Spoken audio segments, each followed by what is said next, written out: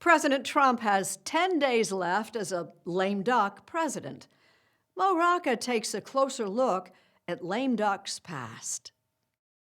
In just 6 short months, I will be officially a lame duck. I have no intention of becoming a lame duck president. He will be a lame duck. It's a harmless, almost funny-sounding term to describe the 2.5-month stretch between the general election and an outgoing president's departure.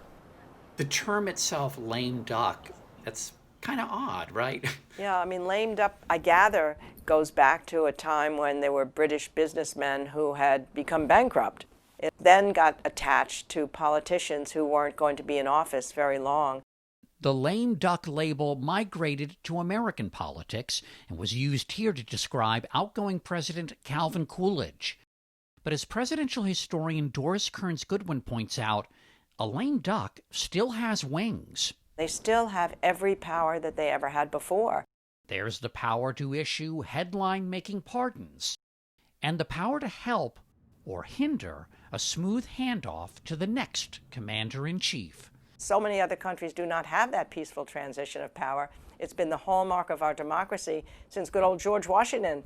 To many people, the 78 days between November 3rd and January 20th of this year are feeling more like 78 years, which raises the question, why is this period so long? Originally, the purpose of the waiting period was to give time for the new president to get from wherever they were to Washington, D.C., and that purpose seems to be less necessary today given modern transportation. But 2020 isn't the first tumultuous transition. After Abraham Lincoln's election in November 1860, he had to wait 4 months, back then inauguration wasn't until March, before President James Buchanan vacated the premises. I can't even imagine what it was like during the period of time between Buchanan and Lincoln. Lincoln's elected president, and then within the matter of weeks after that, 7 states secede from the Union. During the Great Depression, as Franklin Delano Roosevelt waited to take the reins from lame duck Herbert Hoover, the country itself was on life support. It's hard to imagine. I mean, Franklin Roosevelt really did not know in January and February and March whether the government could collapse before he even had a chance to put his own programs into use. Hoover had suffered a humiliating defeat. What was that ride to the Capitol like on Inauguration Day in 1933? From all accounts, the ride between Hoover and Roosevelt was very frosty, as they say. But Hoover did ride in the car. Absolutely. So it may not have been, the most friendly of transitions, but they were trying to work together. And that ride is just one of the traditions we've come to expect during the transition season. Those rituals, few of them are mandated by law. They're not in the Constitution. A concession speech, a congratulatory call. Absolutely, and these were just traditions that developed. When you think about it, the word transition period just conjures up something bureaucratic. Thank you very much. Hey, listen, you guys. But it's really something more than that.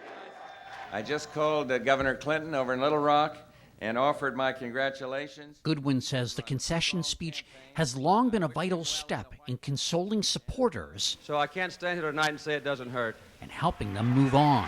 The people of the United States have made their choice, and of course I accept that decision.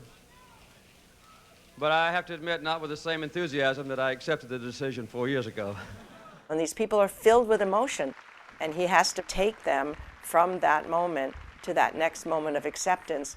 That's a signal to the country because there's supporters all over the country that have to make that same transition. Typically during this time, the outgoing president hosts the incoming one. So that's part of the healing. The outgoing president invites the family of the new president to come in and tour the mansion. It's going to be the home of the new person. And all of those moments, those are visual and emotional signs to the country at large, to the supporters who are disappointed, who lost the election, to the new people coming in that they're not going to gloat because these two people are able to get together, then we can too. We were getting ready to win this election. Frankly, we did win this election. This presidential transition period has been bereft of all these rituals. For only the 5th time in American history, the outgoing chief executive won't attend his successor's inauguration. History's going to look back at this transition period, even as it is now, I think, with very troubled eyes. And I think it's a real loss for him, for his legacy, and for the country, most importantly.